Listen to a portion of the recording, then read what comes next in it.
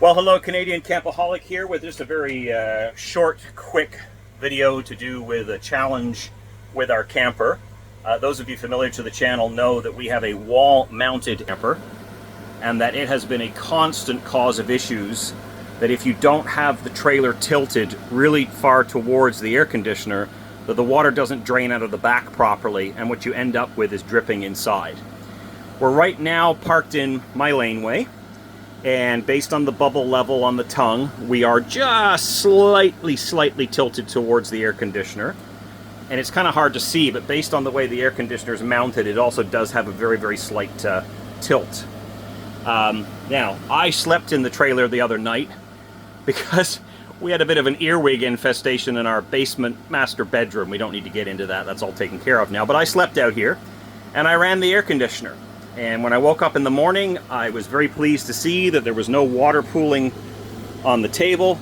I tried to keep all the windows shut, try not to have the air conditioner running too much, and it was fine. But then I looked over here, and I don't know if the video is going to pick it up, but the wood back here, it is swollen.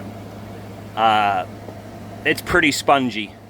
And this is just chipboard under here with a plasticky coating, and what's happened is the water's got in behind it and it's wicked in here. And we've had this camper for 7 years. Occasionally we've had it leak inside. It's been a constant source of issues.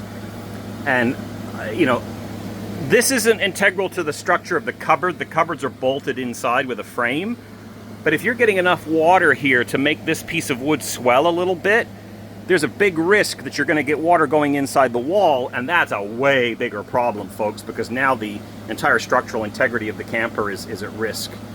So let me show you outside what we've done as a test to see if we can help with this issue with water not draining out properly. So this is what we're testing as the solution. So on the, let me climb up here. The back of the AC, there's this protective grid, metal grate, and I very carefully snipped away at it to remove a section. Now you got to be really careful because it's incredibly sharp, and I couldn't remove this bottom part. I couldn't get the little tin snips, the cutters, side cutters down in there to get that off. So just be careful, it's a little sharp. And what I've done is I've taken just a regular piece of gauze from a Dollar Tree first aid kit, and very gently with a fork I very gently pushed it down into this lip. And what it's doing, sorry for the wind noise, it's acting as a wick to draw that water out, and you can see it just dripping out like crazy.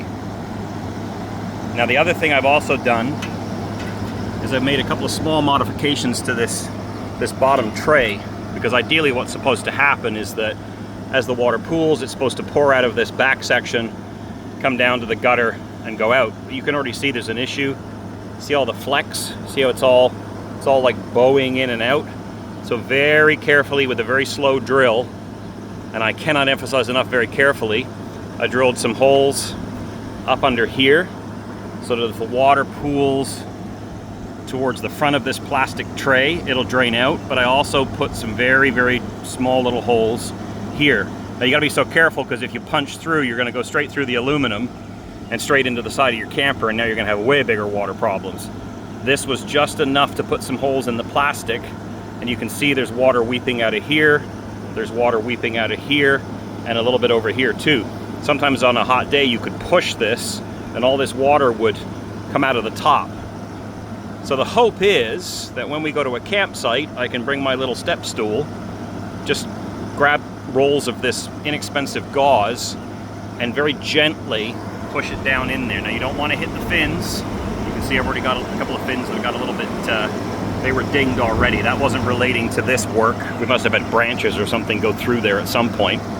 You are taking a risk by cutting this mesh off because it's designed to protect the fins on the back of your AC unit. But I think it's worth a shot to prevent that water damage that you saw inside. So it's been about an hour and a bit. It's about 36 degrees Celsius about 60% humidity, and with that it feels like it's 44 Celsius outside. And I'm looking just up underneath here, and I don't see any signs of dripping. There's no fresh dripping coming from under the, geez, look how warped that is. No fresh dripping coming there, nothing on the table. And outside, the gauze is continuing to drip and pour. So far so good. I'm not going to declare this a definitive fix. But let me show you what's going on outside after an hour. So lots and lots and lots of dripping coming from the gauze there. It's absolutely saturated. It is bypassing the gutter, but I don't care. And there is water dripping out of the gutter. There's water coming out of the weep holes. And if we go up the ladder, let's see how much water is in the bottom of the air conditioner. See if we can see that. So, fair amount of water in there. But it definitely looks like the gauze is succeeding in wicking that out pretty quickly. So, is this a definitive fix?